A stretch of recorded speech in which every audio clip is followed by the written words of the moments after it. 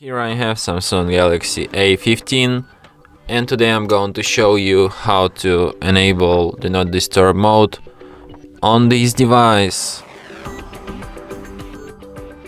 So to do this, firstly you have to go to the upper bar and here you can find the button Do Not Disturb.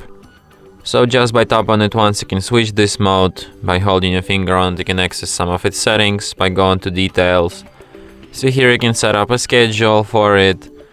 You can allow interruptions during Do Not Disturb, like you can add some contacts to exceptions.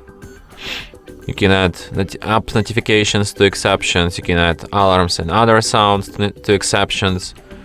And you can also hide notifications, like you can hide some specific kind of notifications or you can just hide them all. And that's it.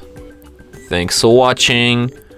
If you find this tutorial useful, don't forget to hit that like button and subscribe to our channel.